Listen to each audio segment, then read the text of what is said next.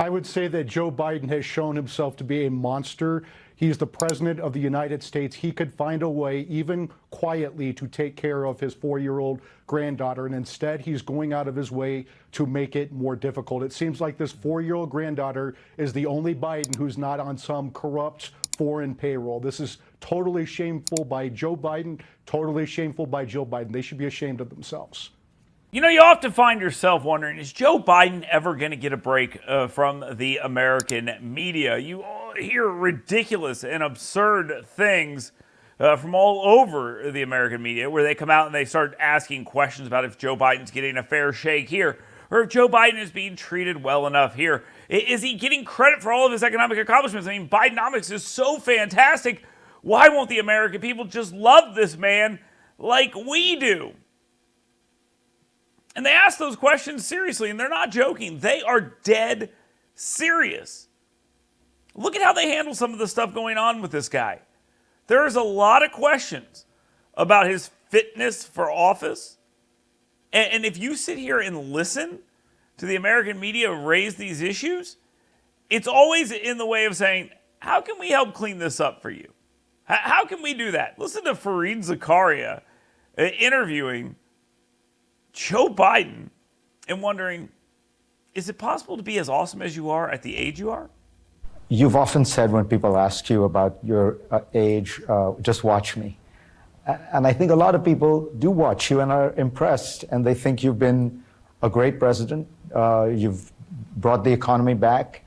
You've restored relations with the world.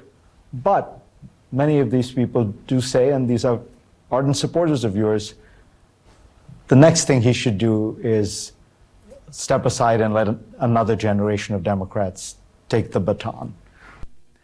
Okay, first off, let's be clear about a couple things. One, the economy he did not bring back. Okay, they finally ended the stupidity of shutting everything down. It brought a lot of jobs back. We all know that. Everyone knows. And yes, that is, of course, the framing. Secondly, international relations are back? Really?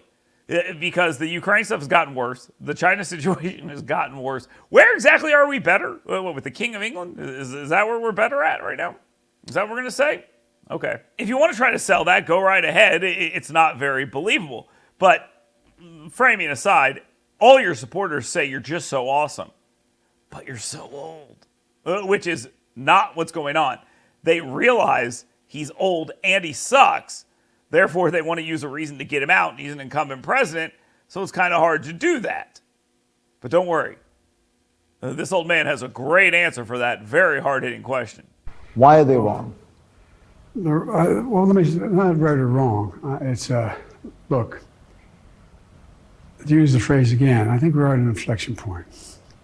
I think the world is changing, and I think there is one thing that comes with age if you've been honest about it your whole life, and that is some wisdom. First off, Joe Biden's never been honest about anything. Okay, let's make sure we understand. This is the guy who lied about the accident that killed his wife, his daughter, and injured his son. Sons, I believe, both in the vehicle. And he lied about that, ruined that guy's life, said he drank his lunch, all that stuff. Complete lie. Complete lie.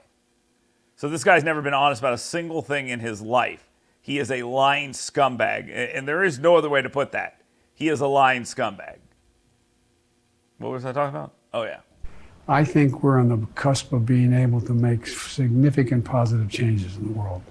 Really, honest to God, do.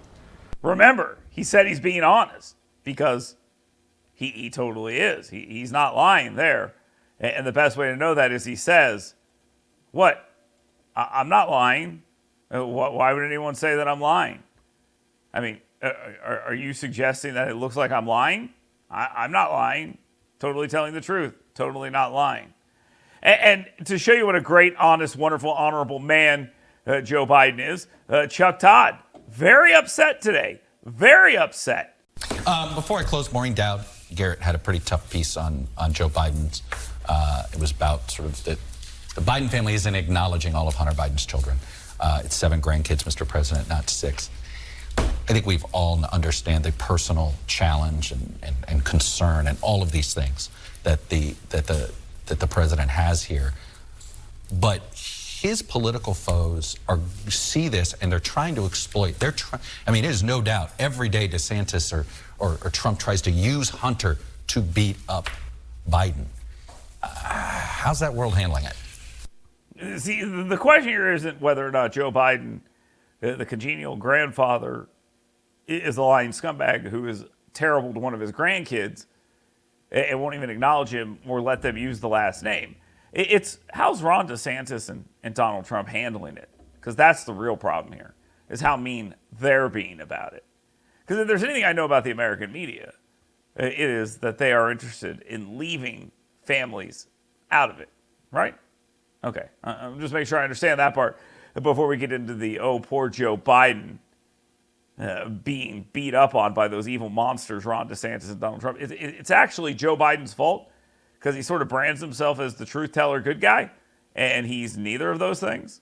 Look, I don't think anybody envies the position that the president and his family are in on this issue, because his family and Hunter specifically have become his primary political liability in a lot of ways. I mean, look at the cocaine story from the last week and how many Republicans have tried to seize on that Cheapness. issue. It's really kind of ugly the way it's been done. It's kind of Oh, yes, it's ugly and cheap to point out that there was cocaine in the White House. And, you know, the whole thing about Hunter Biden is also the fact that he's a grifter who traded off his dad's name. And there's evidence that his dad was a part of that too. But it's cheap and ugly for Republicans to point that stuff out.